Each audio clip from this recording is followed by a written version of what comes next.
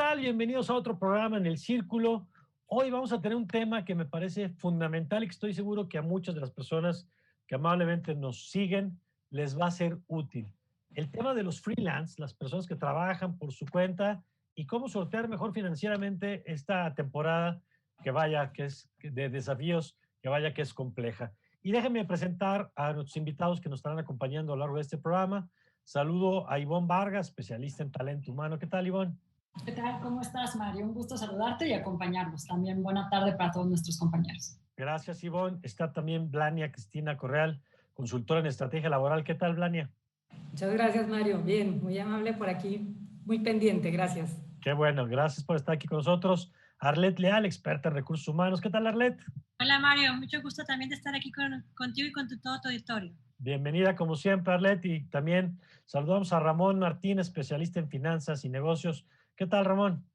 Hola, Mario. Pues muy agradecido y un placer estar con todos ustedes aquí platicando en estos temas, me parece tan relevantes. Pues vamos a entrarles, si les parece. A ver, Blania, si te parece, arrancamos contigo. Hablamos del término del freelance o del trabajador independiente. En algunos países le llaman los autónomos, por ejemplo, los españoles, los que no están dentro de una empresa. Y te pediría que nos ayudes a entender quiénes entran en esa categoría, porque a lo mejor resulta que somos más de los que a veces pensamos dentro de este concepto. De acuerdo, Mario, muchas gracias. Creo que esa es una pregunta bien relevante. Yo creo que lo primero que tenemos que hacer es tener claridad en la definición. Una cosa es un trabajador freelance o es un emprendedor, una persona que ha decidido implementar un negocio, desarrollar una marca de empresa.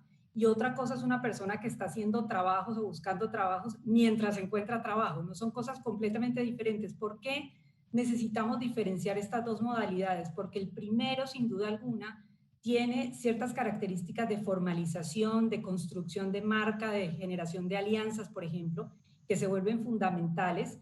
Parte también de este tema, desde mi punto de vista, creo yo, implica que tienes que desarrollar la competencia o ese producto o esa capacidad que tú tienes que te puede diferenciar del resto.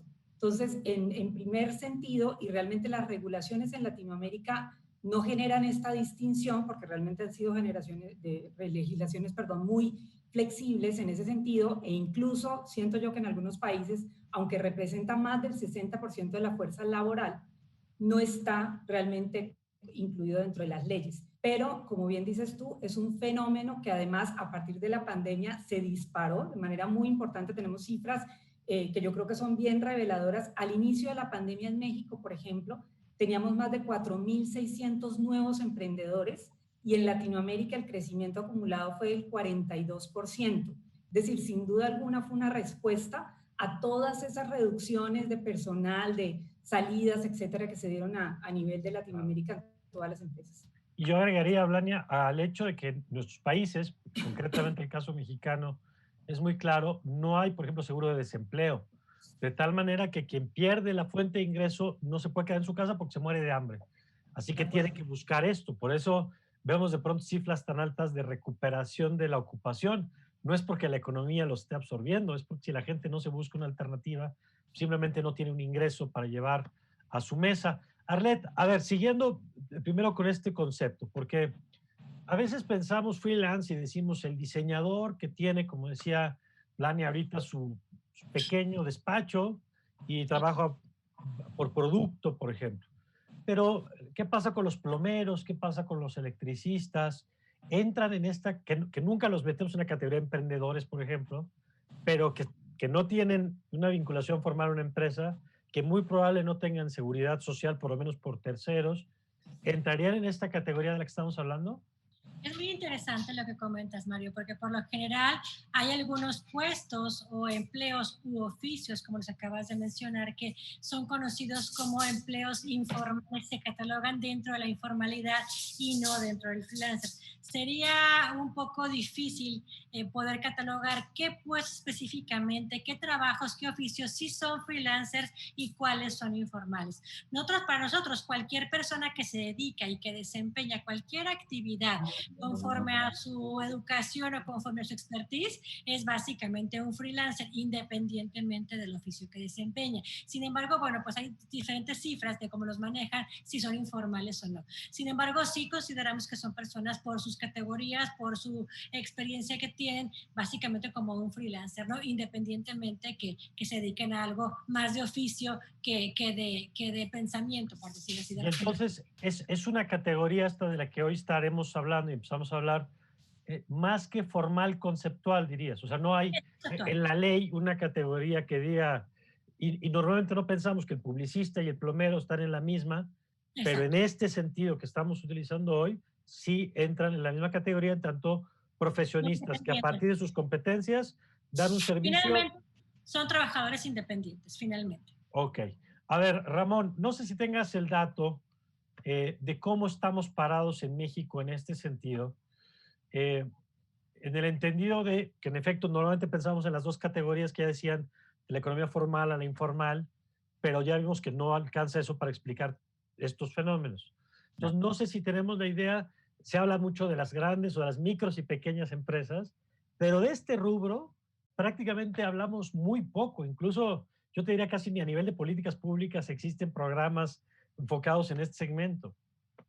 Sí, fíjate que, a ver, aquí hay que hacer una reflexión importante porque ya lo platicaba ahorita Arlet, ¿no? Y tú, Mario, incluso. A ver, hay dos, cómo diferenciar el tema del freelance y la persona que presta un servicio, ¿no? Es un prestador de servicios, llámese plomero, carpintería, etcétera. Es un prestador de servicios.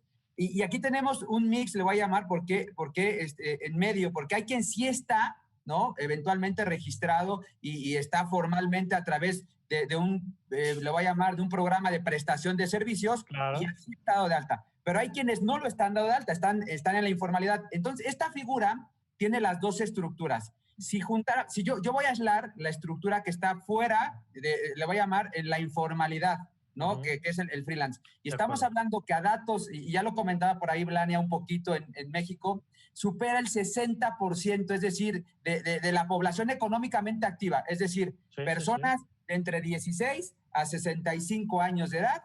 Estamos hablando de poco más del 60% de las personas hoy, a datos al cierre del primer semestre del año, que están bajo esta estructura. Entonces, me parece un tema relevante el poder entender que una gran parte de la población está en esta situación, ¿no? De alguna forma, de no estar en la formalidad y gestionar su propio trabajo por iniciativa propia. Es decir, claro, voy a buscarlo. Pero agregaría, Ramón, a ver si estamos en la misma, si estoy entendiendo bien lo que ustedes están explicando.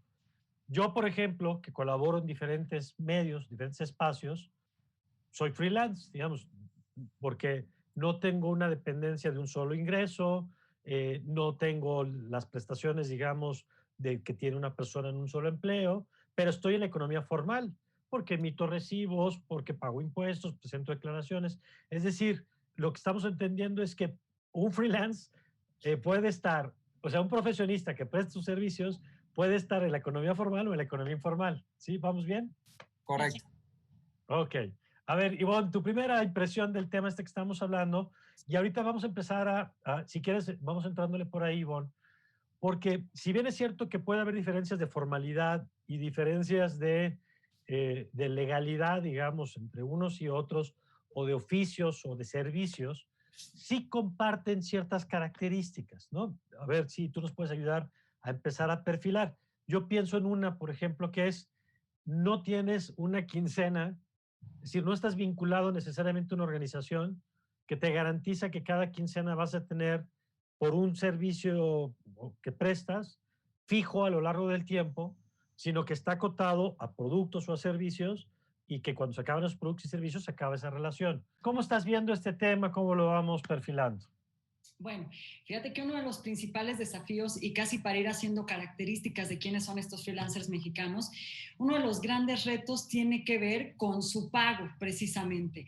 El 23% de los freelancers mexicanos dice que el mayor reto es que su pago está a destiempo. Ellos entregan su servicio y el pago puede venir 1, 2, 3 meses después, lo cual pues te llevará a un reto de tener una infraestructura económica. Ya hablaremos más adelante de eso como para estar financiando los proyectos. Y decía, además también, junto con esta cifra algo importante, ¿quiénes son freelancers en México? Lo que se ha visto es un repunte de trabajadores independientes en recién egresados que no encuentran un trabajo de calidad con las prestaciones mínimas de ley para poderse contratar, ofrecen su trabajo de manera independiente, y el 35% de los freelancers mexicanos son además personas que pasan de los 39 años. Quiere decir también que personas que están entre los 40, 45, mayores de 45, que tienen una dificultad, están en este grupo, que de alguna manera sí están contemplados en el Código Civil, en la ley federal, y inclusive ahí en el artículo se establece: cuando haces un trabajo necesitas tener un pago casi inmediato. Eso es algo que prácticamente se ha movido en el mercado y se ha movido muchísimo en esta pandemia, que además cierro con esta idea. El mercado laboral ha visto un incremento en freelancers, digamos, en estos meses de pandemia, el equivalente a 5 años. O sea, muchísima gente buscando una segunda, una tercera opción de ingreso, que son estos trabajadores independientes que a lo mejor tienen un trabajo, pero ahora tienen que salir al mercado. Entonces, ¿a qué se enfrentan? A la irregularidad de pagos, al tiempo en el que pueden captar el primer cliente y luego cómo conservar esos clientes, y a que de alguna manera pues ese pago esté a destiempo y que ellos no estén protegidos bajo un marco de la ley. Aunque, ojo, cuando hay una relación de subordinación de tiempo donde es solo un patrón, ¿no? Digamos que de alguna manera te ha contratado a lo largo del tiempo como freelance, ahí se puede proceder de otra manera legal, pero lo voy a dejar ahí. Entonces, mucha gente buscando entre las edades de mayores y recién egresados, y que entonces van a tener que enfrentarse al mercado, ya lo dice 40% de los freelancers, al tema de tener que actualizarse en sus competencias y tener que ganar nuevas habilidades. Muy bien, y sobre eso vamos a volver, Ivonne, pero destaco esto que apuntas. Aquí hablamos de la persona que, por como estamos describiendo, ofrece sus servicios a estos clientes, no al que simulan como freelance, ¿no?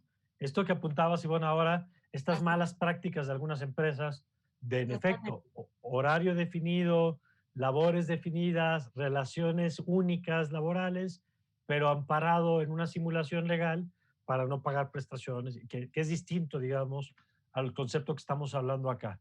A ver, ahora, Blania, si quieres vamos contigo. Tú apuntabas al principio de esta figura del emprendedor, ¿no? Que yo creo que es un poco la idea más romántica, idealizada, de quien emprende un proyecto y tiene una idea de ofrecer una...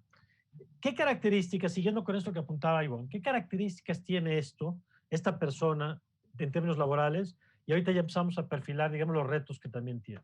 De acuerdo, muchas gracias, Mario. Mira, yo creo que, como bien dices tú, lo primero que a mí me gustaría notar sobre el campo de los emprendedores es que son personas que finalmente están generando empleo, no solamente autoempleo, sino que tienen la posibilidad, el potencial de generar empleo para otras personas. Y es, como bien lo comentaba Ivonne, un campo o definitivamente un sector dentro de las economías de Latinoamérica que está bastante desprotegido. ¿Por qué? Porque si lo vemos muchas veces, las empresas, las pequeñas, medianas empresas compiten en los mismos mecanismos, en la misma legislación, en el mismo sistema tributario que cualquier compañía multinacional. Al final los requisitos son parecidos en muchos sentidos. Hay países que han avanzado un poquito más y han simplificado los trámites, por ejemplo, pero en general las plataformas son las mismas. Entonces, el primer punto que creo que es importante anotar, como bien lo mencionabas tú, es que en el emprendimiento hay emprendimiento formal e informal. Lo segundo que creo que es muy importante y que está apareciendo hoy y que creo que la tendencia digital en los mercados también nos permitió, es que se empezaron a generar alianzas y está apareciendo una nueva categoría de productos, una nueva categoría de comercialización que me parece muy interesante, que es la categoría conectada. ¿A qué me refiero? Muchos emprendedores se dieron cuenta de que era muy difícil vender, no sé, yo fabrico, por ejemplo, colchonetas para yoga, lo primero que se me viene a la cabeza. Y pues es muy difícil que alguien hoy te pida la colchoneta para yoga y que pague el domicilio y llegue. Entonces, ¿qué hicieron? Y eso lo estamos viendo a nivel de Latinoamérica, muy fuerte en Argentina, por ejemplo, en Colombia se ha desarrollado también este tema. En México hemos visto muchísimos emprendimientos conectados, donde la gente se asoció, el que construía las colchonetas de yoga se asoció con el que vende ropa para yoga y otros que venden zapatos y otros que dan la clase de yoga y resulta que te están ofreciendo el combo donde pues para ti a nivel logístico, a nivel de seguridad incluso, porque para la gente es mucho mejor recibir de un solo proveedor y no de una red, pues Claro. genera una ventaja competitiva. Entonces, yo te diría que una segunda característica muy importante que estamos viendo hoy es esa generación de alianzas. Y la tercera, como bien lo mencionaba Ivonne, el tema de la formalización. Cada día más vemos emprendedores, empresas pequeñas, medianas, que se formalizan. ¿Por qué razón? Porque están buscando sostenibilidad, porque sin duda alguna yo creo que un cliente está mucho más tranquilo cuando tú tienes una referencia de una empresa que cumple con sus obligaciones legales, tributarias, etcétera, y no, pues estás tratando con algo que no tienes mucha claridad, ¿no? Entonces creo que esas tres características son claves hoy en Latinoamérica. Y destacar esto que apuntabas, del crecimiento del número de personas que están llegando por las circunstancias, no por gusto, digamos, a esta realidad. De Vamos, acuerdo. si me lo permiten, a una pausa y regresamos con más aquí en el Círculo. Ya volvemos.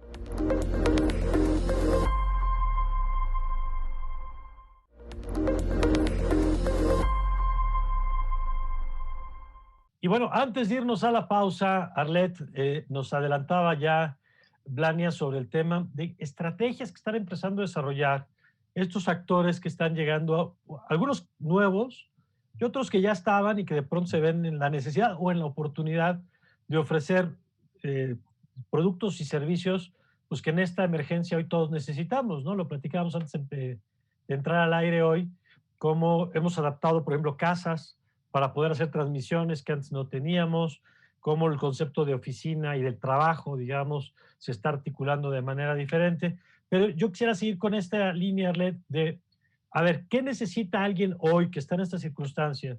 Empezar a desarrollar para poder salir adelante en un contexto tan complejo como el que hoy estamos viviendo.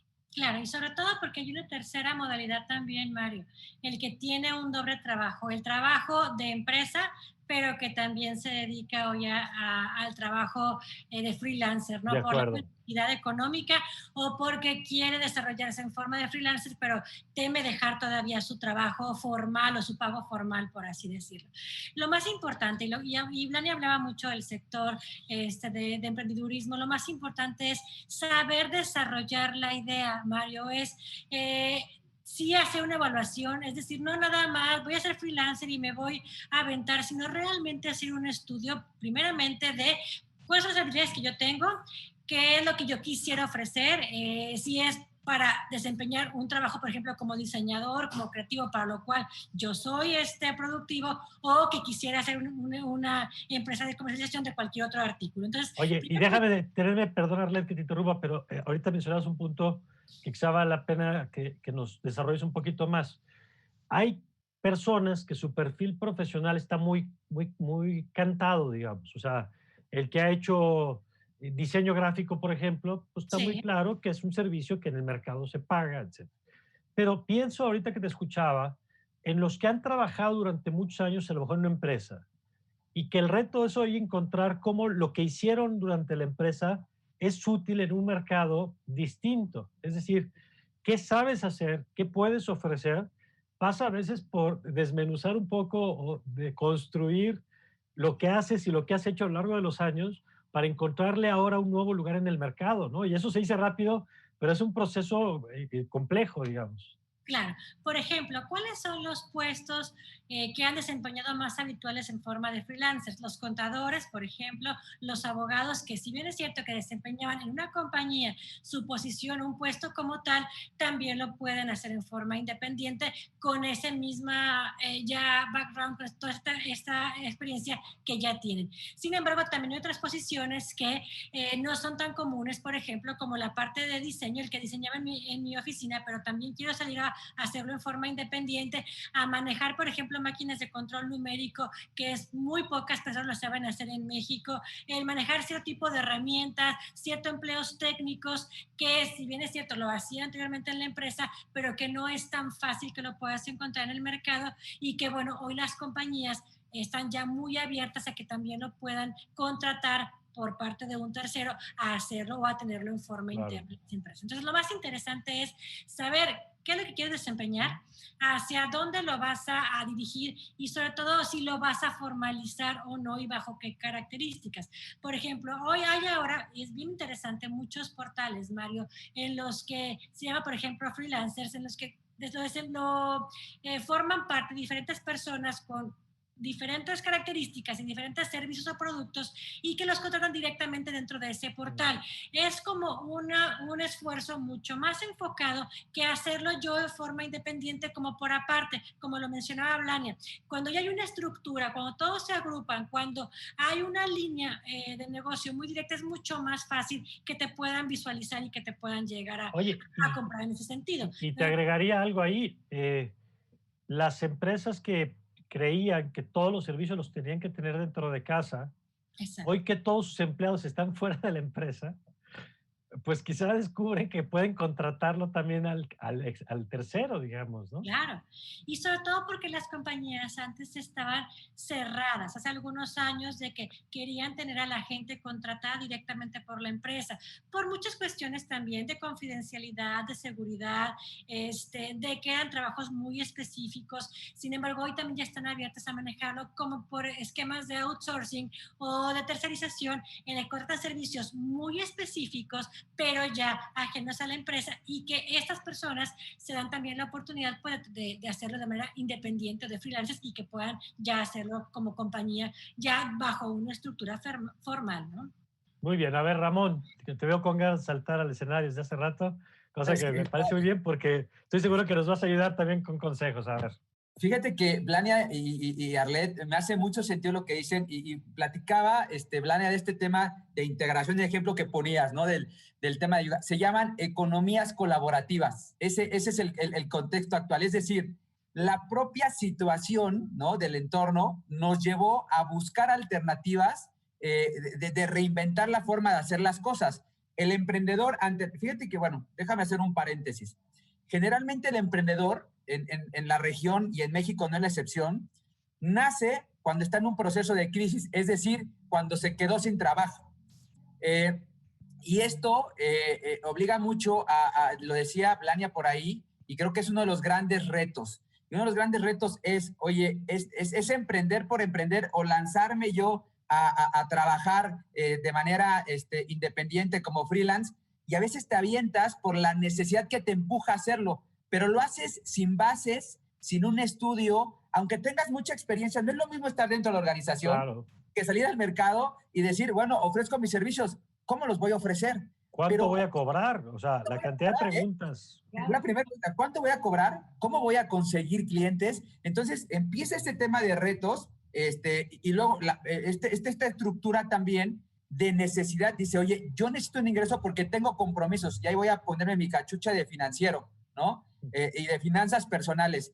Dice, empieza a surgir más el tema de la necesidad de tener el ingreso que realmente de ofrecer un servicio de valor. Entonces se antepone la necesidad al servicio que voy a ofrecer. Y ahí es cuando viene el gran problema, Vania. ¿Cuál es el gran problema? Que tenemos empresas que no son, o modelos o personas que no son sostenibles en sus emprendimientos, porque no lo hacen de manera adecuada y estructurada por la misma necesidad. No estoy, y aquí es importante mencionar que no estoy demeritando el tema de la necesidad. Es importante, pero tiene que ir alineado esta estructura. Pero además, perdón que te interrumpa, Ramón, porque no solamente no lo estás demeritando, sino que estás poniendo en la mesa un concepto central, que es cuál es el valor que tú puedes aportar a un cliente o a una cadena de producción, de lo que sea, porque eso va a impactar en el ingreso que puedas percibir. Claro. O sea, lo que estás diciendo no es una crítica, sino la necesidad de un pensamiento estratégico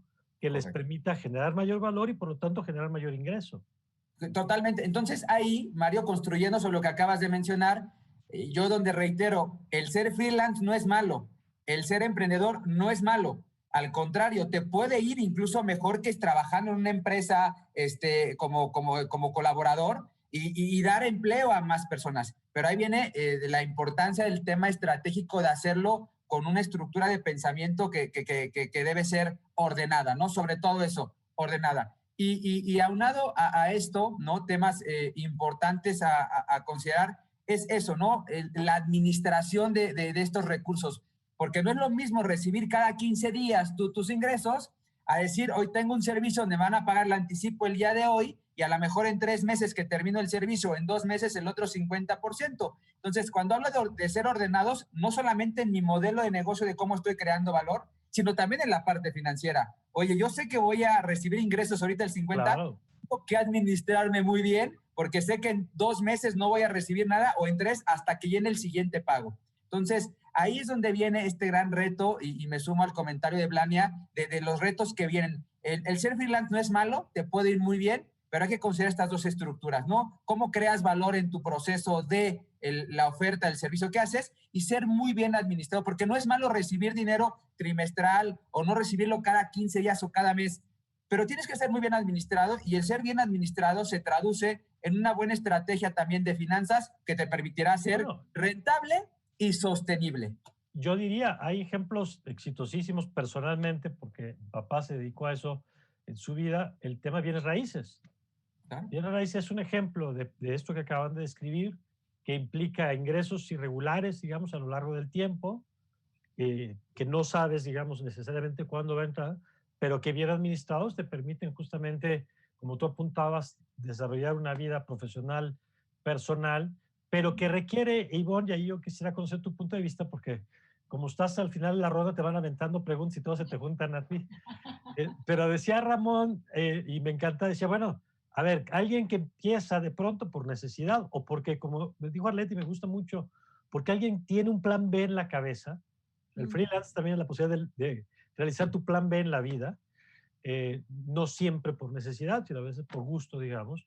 ¿Cómo empieza? ¿Cómo empieza a construir esta base para administrarse, para saber cuánto cobrar, para encontrar los clientes? Toda la listita aquí que Ramón nos estaba aventando ahorita. A ver, Iván. Bueno, claro, sumando a lo que dice Blania, Arlette y Ramón, mira, me parece que la parte de freelance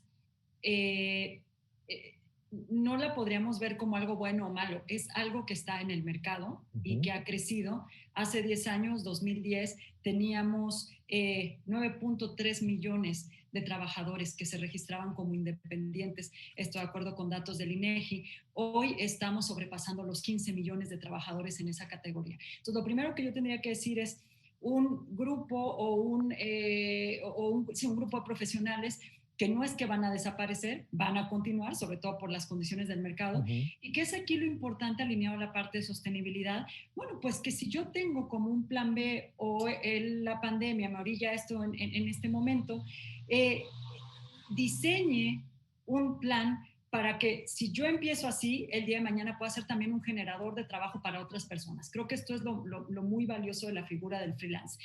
¿Cómo hacerlo? Pues mira, yo te diría, agregando a los puntos que mencionaron, sí es muy importante entender cuál va a ser, si tú te arrojas al mercado, cuál va a ser el valor. Por ejemplo, es importante pilotear un servicio, un producto. Si tú no has tenido una experiencia en este campo, digamos, has trabajado toda la vida en un empleo fijo, vas a salir y dices, bueno, voy a aprovechar un hobby y soy buenísimo cocinando, diseñando, ¿no? Porque tradicionalmente uno piensa en los freelancers como administradores, contadores, la parte legal, la parte de consultoría, pero ahí se está sumando mucha gente que está utilizando inclusive ese otro trabajo que tiene para eso. Entonces, voy a pilotear primero, voy a definir exactamente... A ver, nada más, si podemos detenernos un poquito ahí, Ivonne.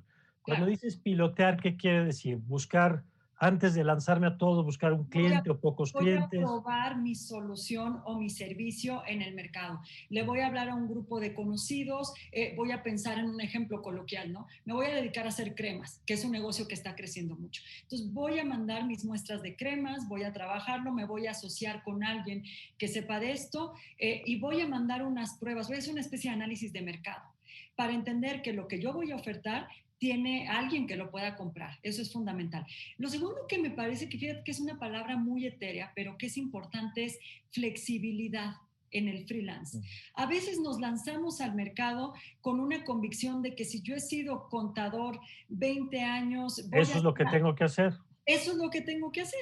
Y la verdad es que estamos en un momento donde te tienes que, cuando hagas ese piloteo y esa prueba, si dices, híjole, es que no, el mercado no va por aquí, va por acá. Bueno, pues entonces me flexibilizo para estar haciendo esos cambios.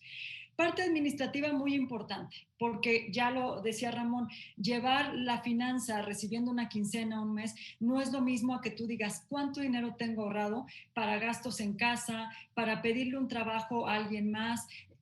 A veces no necesariamente tienes que pagarlo de inmediato. Si tú acudes a una incubadora, si acudes a algún centro de apoyo, puedes encontrar estas vinculaciones para que lo que yo no sepa de presupuestos, a lo mejor alguien más me puede ayudar a hacerlo. Pero sí tener claro que una vez que te cae un primer pago, tú vas a tener que capitalizar y rendir ese dinero hasta que llegue lo siguiente.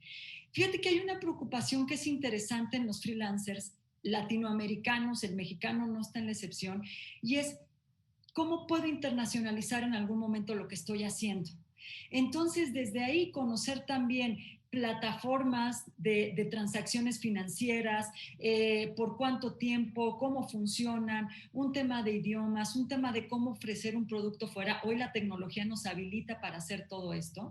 También hay que tenerlo en cuenta. Entonces, estoy pensando en un freelance que es flexible, que conoce bien su mercado, que ha hecho un tipo de análisis para ver qué resultado va a ser, que conoce de herramientas financieras un poco, cómo llevar, cuánto ingresa y cuánto sale y para cuánto tiempo me alcanza antes de declararme de picada mal, pero también que tiene una visión a largo plazo.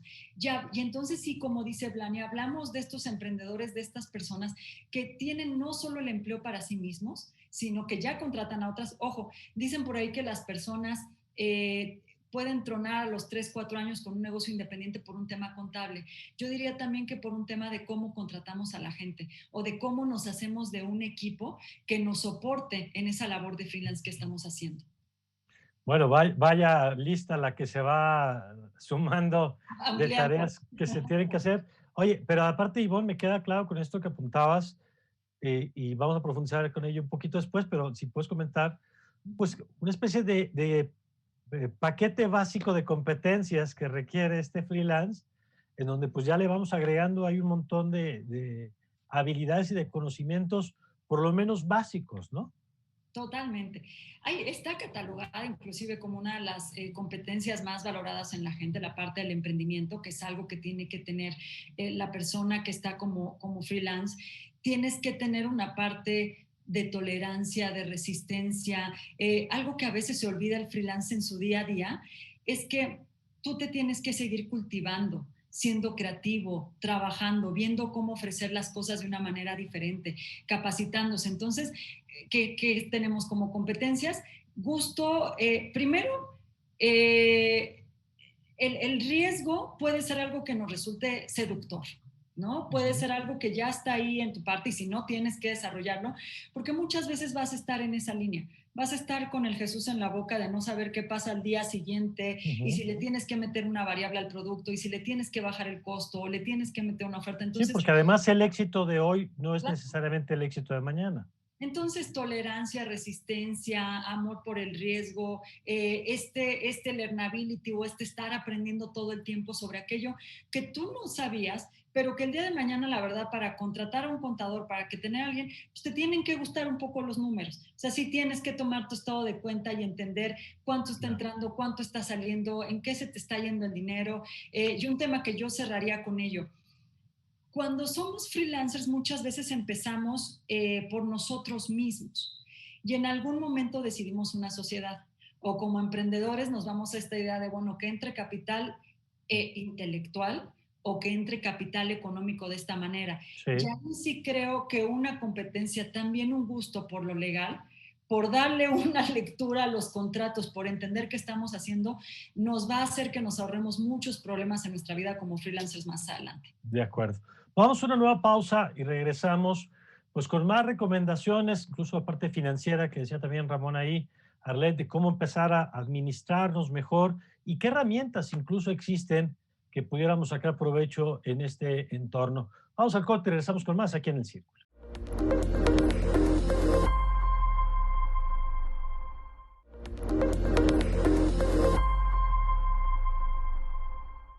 A ver, Blania, nos quedamos con estos consejos. Creo que ya nos han dado un panorama, pero vamos a enfocarnos ahora en recursos, digamos, tanto recursos personales, financieros, incluso de política pública, que a mí me parece que es un tema que tenemos que poner en el foco, porque en un país y en una región, como bien han dicho, con la latinoamericana, donde tanta gente vive así, es increíble que no tengamos un aparato de financiamiento, de acompañamiento, de fortalecimiento de incubadoras, en fin, de todo lo que sabemos que gira en torno a estos temas. ¿Cómo lo estás viendo tú y qué recursos podríamos estarle recomendando a la gente?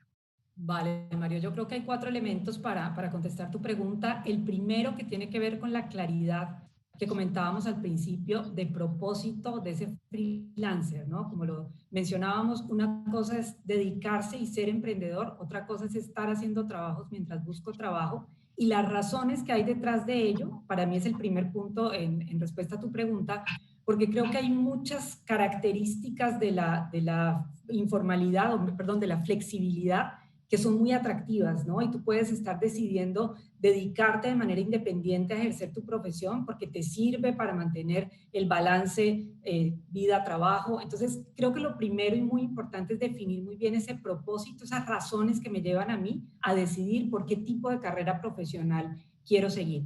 El segundo punto tiene que ver con la diferenciación, y lo mencionaba Ivonne.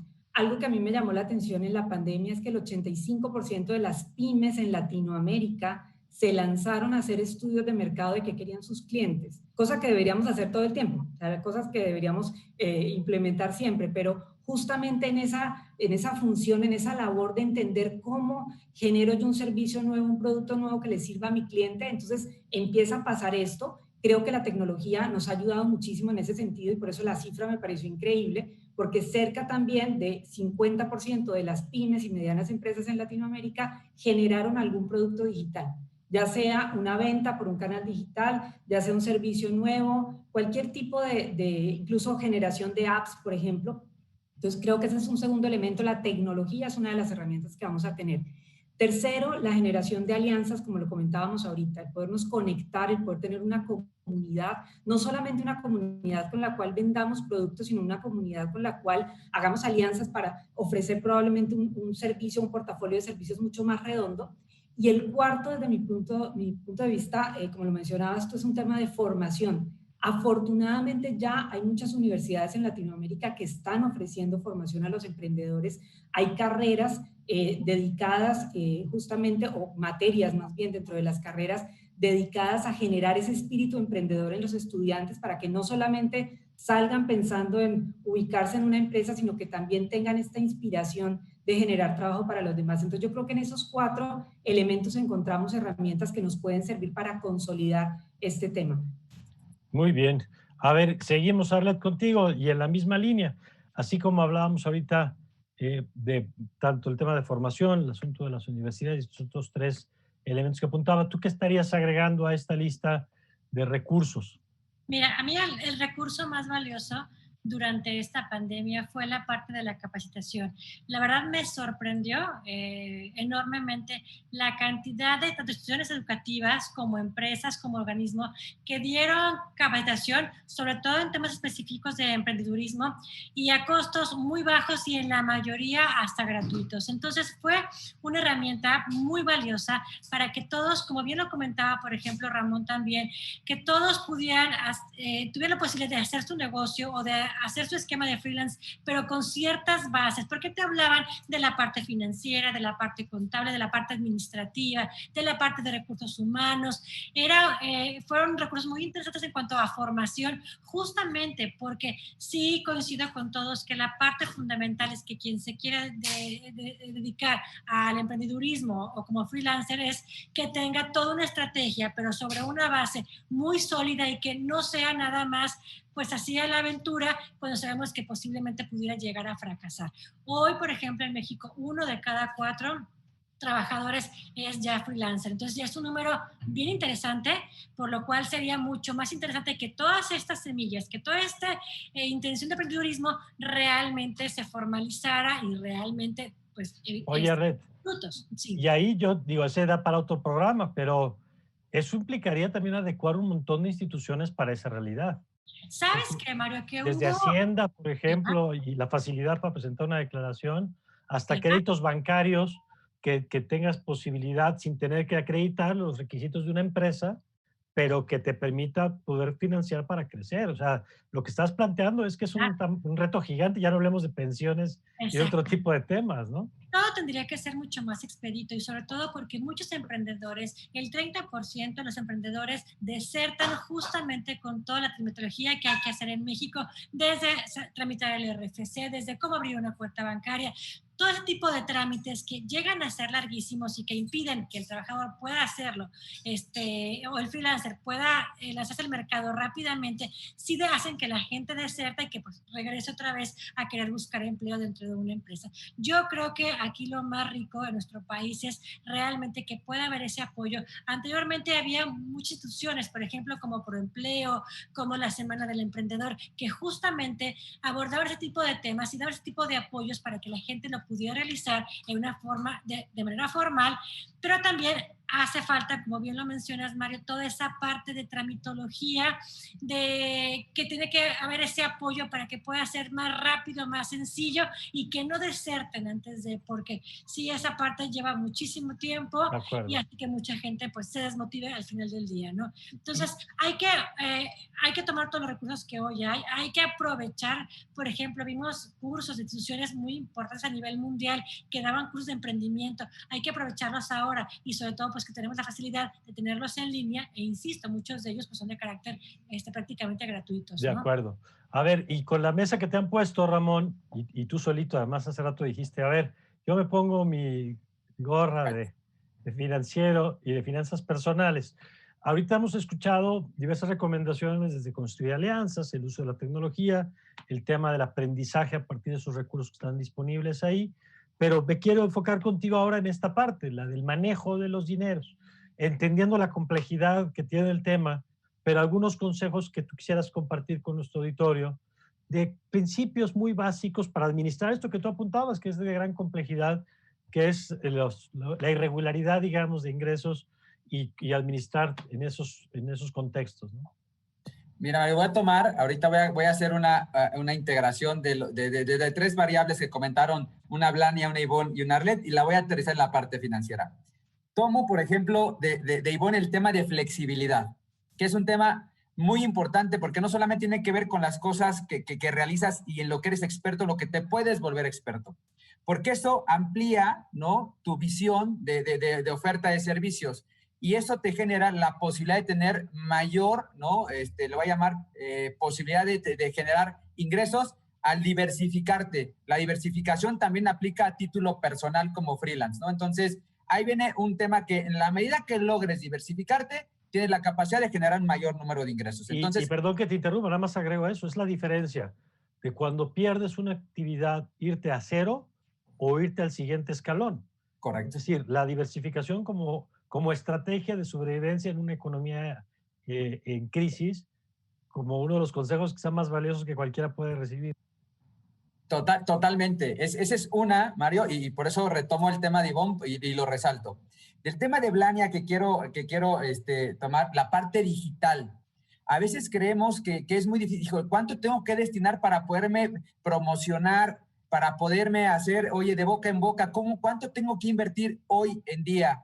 Las redes sociales te la ponen muy fácil. Y hay un concepto que Ivonne me gustó mucho que dijo, vamos a probarlo. Hay algo que se llama Friends and Family o familiares y amigos. Estás haciendo, llega primero con tus familiares y amigos, ve cómo reciben este producto o servicio y si si ves que funciona en este proceso de diversificación, pues tienes la posibilidad de poderlo escalar, así se llama, escalamiento, lo escalas y vas creciendo y eso te va a generar ingresos. Que la escala es aumentar el volumen, ¿no?, de Es producción. correctamente, O sea, de exactamente. probarlo empiezas ya a generar mayor. Okay. Escala. Voy al último para ya cerrar mi conclusión. Y la otra, ¿no? Que lo quiero ver, y es un tema muy importante, Mario, una constante que creo que aquí todos nos recordaban hace algunos años, decían, la única constante se llama el cambio. Yo voy a agregar una variable aquí muy importante que no podemos perder de vista, y más en esta estructura que pareciera ser compleja y no lo es, en realidad no lo es, que se llama incertidumbre. la incertidumbre hoy por hoy es una variable que va a jugar de manera importante en cualquier actividad, porque hoy lo vivimos, sabemos que en estos periodos de crisis eventualmente se van a presentar. El gran reto que hay en el tema del freelance, y hablo del microempresario, del empresario en general, esta estructura de adaptarse a la incertidumbre a través de la flexibilidad, de la adaptación al cambio y de poderte administrar de manera adecuada. Y aquí con esto cierro, voy a cerrar la pinza de esta estructura en la parte financiera.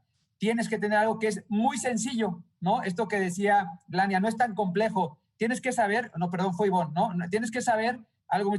¿Cuánto ganas y cuánto gastas? No tienes que tener una especialidad, ni un doctorado, ni una licenciatura en finanzas para saber esto. Es cuánto entra y cuánto sale.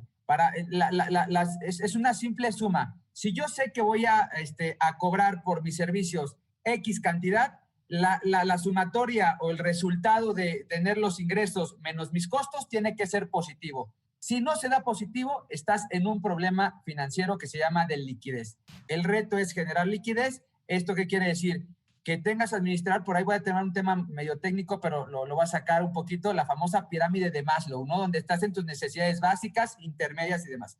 Tú sabes que estas básicas no las puedes modificar. Entonces, así como las empresas tienen sus costos fijos que no puedes mover, tú como freelance tienes unos costos fijos que es el transporte, la renta, los insumos que tienes. Ahora, donde sí puedes mover es en la siguiente capa, que son estas necesidades de socialización y demás. Oye, si veo que está muy apretado y la utilidad es pequeña, pues ajusta tus gastos. Bueno, entonces, hoy lo vemos con las oficinas, por ejemplo.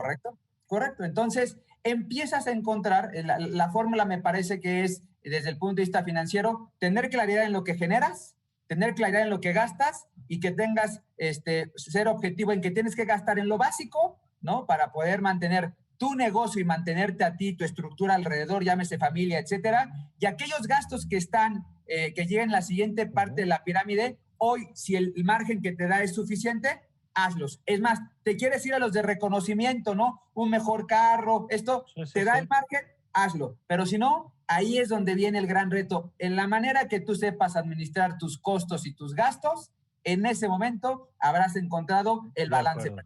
Y me gusta mucho algo que han planteado ustedes de diferentes formas, la idea del valor. Cómo te insertas con otras cadenas, cómo utilizas la infraestructura donde ya es más fácil encontrar los clientes y por lo tanto el esfuerzo para conseguir un nuevo cliente quizá sea menor y le tengas que gastar menos para encontrar ese nuevo cliente. Ivonne, si te parece, vamos cerrando contigo en este kit, en esta ronda que hicimos ahora de recomendaciones y de herramientas concretas. Claro, bueno, pues retomando lo que comentan estos tres grandes panelistas ahora aquí contigo, mira, yo voy a cerrar con una reflexión más desde mi trabajo cotidiano que tiene que ver con la planificación de carrera de la gente, que es lo que yo veo un poco más, ¿no? Y lo voy a dividir en dos líneas. Lo primero es un hecho que incrementa la población dedicada a esta parte independiente. El SAT dice que hoy tenemos a 3.4 millones de trabajadores independientes. A mí hasta bajita se me hace la cifra cuando estamos hablando de otros freelancers. Pero bueno, ¿qué quiero decir con ello? Que es una figura que desde lo institucional sí debe de tener, es decir, me parece que en las instituciones estamos como en la tendencia 3.0 y los freelancers van en la 4.0. O sea, hay que empezar apoyos desde la parte sí de cómo presentar una declaración, cómo tener algún apoyo, cómo buscar a lo mejor un crédito pero sin que te ahogues. Pero también algo importante, algo que veo yo con los freelancers o con los trabajadores independientes es que al menos no de entrada, pues no tienen un seguro. Eso lo podían haber tenido una prestación social de esta naturaleza en su otro trabajo. Entonces, si no se cuidan, va mermándose su calidad de vida. Y hoy hay cosas en el mercado, o sea, yo creo que cuando te da la posibilidad como freelance o como trabajador independiente, hay que ver una cuestión de seguros. Es importante tener asegurado tu negocio también. O sea, hay productos en las diferentes instituciones que aseguran tu tema fiscal para que cuando tú estás en sociedad con una persona y tienes algún problema, bueno, pues por ahí estés protegido. Entonces, Los freelancers o los trabajadores independientes son personas que a veces inclusive trabajan todo el día. Estas características que escuchamos de trabajador Sí, sí, sí. que trabaja el doble, de que está en tu casa, Tienen pues, impactos también, tienen claro. impactos de otra naturaleza. Entonces, ¿qué es lo que tenemos que hacer? Es, sí, en la medida que te da la posibilidad, cuídate, tu calidad de vida se puede mermar. Saco a colación que hay una iniciativa de reforma que habla del teletrabajo, que se acaba de presentar hace una semana, y que habla de esta posibilidad de desconexión. Pero fíjate cómo lo ponen en un término de la pandemia y no hablan que los mismos freelancers o los trabajadores independientes pues también de repente están en un burnout tremendo. Sí, una autoexplotación constante, claro. Es un síntoma. Entonces, hay que cuidarse, hay que cuidar la salud propia como emprendedor y la salud de tu negocio. Eso hay que tenerlo en cuenta, y que esta iniciativa de ley ojalá y pueda ser un artículo específicamente hablando de los freelancers. Eso es algo que yo dejaría de manera institucional. Y lo otro, desde un plan de vista de carrera, fíjate que algo también importante es que ese freelance va a ir madurando. Como todos los trabajadores, vamos madurando, vamos creciendo, pero hay algo que no tienes que perder de vista, y es tu capacidad de vender, tu capacidad de actualizarte en esa parte, ¿no? Ya lo que hablábamos y lo decían, hay muchos cursos, hay cursos gratuitos de grandes universidades que hablan de cómo puedes ir mejorando la venta de tu producto, o inclusive hay algo bien importante a nivel de management, de gestión. Los freelancers necesitamos comunicarnos bien con los que nos van a comprar el proyecto. Necesitamos saber transmitir ideas, si quieres, de una forma disruptiva. Todo eso a veces lo va dejando atrás el freelance porque está tan metido en ciertas cosas. En la inmediatez, claro. Lleva tu plan de carrera como freelance también. Asegúrate de irte actualizando, de irte haciendo, no sé, si el día de mañana voy a hacer mi pitch de venta frente a un jurado internacional, asegúrate de que en 3 minutos en inglés puedas decir adecuadamente cuál es tu producto y por qué crees que es bueno para el mercado. Y todo eso forma parte de la madurez de ese empresario. Entonces, no dejarlo de lado, porque como vamos a trabajar tantas horas, perdemos esto de vista, y no hay que perderlo de vista. Hay que apoyarnos de las instituciones, sobre todo las educativas, tienen mucha plataforma para este tipo de cosas, y entonces sí, creo que es cuando te conviertes en una persona sostenible, ¿no? Que ya trae otros términos en hablar de finanzas, en hablar de propuesta de valor, en sociedad, en fin, creo que para ahí tiene que ir la línea. Pues yo les quiero primero agradecer, y segundo pedir que muy pronto podamos tener una segunda parte, porque dadas las condiciones económicas, digamos, es un fenómeno que está creciendo, como ustedes lo han apuntado a lo largo del programa, pero también es una oportunidad de hacer cosas buenas, de crecer. Hay un debate público pendiente, ya sea por la iniciativa, por la simplificación, por el ecosistema. Digamos que en otros países, además, pues hace que resulta muy exitoso como generación de valor individual y nacional. Digo, en el tema de la tecnología lo hemos visto muy claro, pero solamente por mencionar un rubro en particular. Y yo les quiero agradecer mucho todos los consejos que han compartido con nosotros a lo largo de esta sesión. Lania, muchas gracias. Gracias, Arlet, como siempre. Gracias, Mario. Encantada de estar contigo. Gracias, Ramón. Muchas gracias, Mario. Un placer estar con todos ustedes. Gracias. Gracias y muchas gracias, Ivonne. Un placer, gracias a tu auditorio, gracias a ti, y pues una segunda parte creo que quedaría buenísima en este tema. Eso, ya quedamos, me encanta. Gracias, y gracias a usted por habernos acompañado. Estoy seguro que usted conoce a alguien que le puede ser útil, porque aquí nuestras invitadas, lo que Ramón ha estado compartiendo con nosotros, así que pásele la liga, invítelo a que nos vea en nuestro canal en YouTube, en alguna de nuestras retransmisiones. Le invito, como siempre, a que continúe con la programación de Justicia TV. Y ya sabe, yo me despido, no sin antes desearle, como siempre, que tenga usted un magnífico, pero magnífico día.